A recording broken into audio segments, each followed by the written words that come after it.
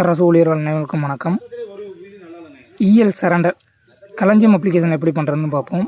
First களஞ்சியம் அப்ளிகேஷனில் login பண்ணி உள்ளே போயிடுறோம். நம்ம முன்னாடியே இந்த இஎல் சரண்டர் டேட் தெரிஞ்சுருக்கணும். அப்போ தான் அந்த கட்டத்தில் நம்ம அப்ளை பண்ண முடியும்னு தெரியும். அதை தெரிஞ்சுட்டு இதுக்குள்ளே போயிட்டு மை ஆப்ஸில் லீவ் அப்படிங்கிறதுக்குள்ளே போயிட்டு சரண்டர் லீவை செலக்ட் பண்ணிக்கிறோம். சரண்டர் லீவை செலக்ட் பண்ணிட்டு மேலே ரைட் கார்னரில் அப்ளை இருக்கும். அப்ளைவை கிளிக் பண்ணிக்கிறோம். ப்ரொப்போஸ் டேட்டில் நம்ம என்னையிலேருந்து பண்ண முடியுன்றதை தெரிஞ்சு வச்சுட்டு அந்த கிளிக் பண்ணிடுறோம். நம்ம ரெகுலர் எம்ப்ளாயி, அதை மறந்துடக்கூடாது. நம்ம ரெகுலர் எம்ப்ளாயிங்கிறத செலக்ட் பண்ணணும். இப்போ 15 நாள் தான் நம்ம லீவ் சரண்டர் பண்ண முடியும்.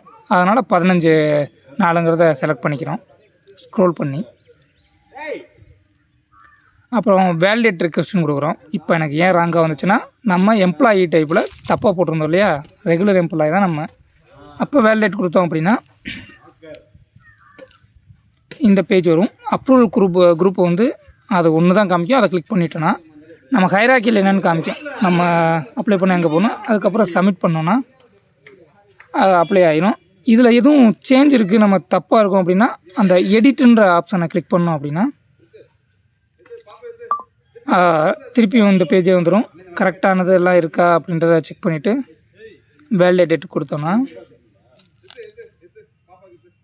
அப்ரூவல் குரூப் வரும். காமன் அப்ரூவல் குரூப்பு நமக்கு இது தான். சப்மிட் கொடுத்துடலாம். அப்போ சப்மிட் கொடுத்தோன்னா அது சப்மிட் ஆயிரும்.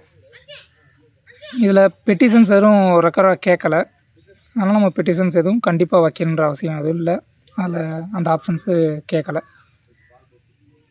சப்மிட் கொடுத்தோம் அப்படின்னா your request has been submitted சக்ஸஸ்ஃபுல்லின்னு வந்துடும். அந்த ஸ்டேட்டஸு காமிக்கும். நம்ம அதை செக் பண்ணிக்கலாம் அப்பப்போ.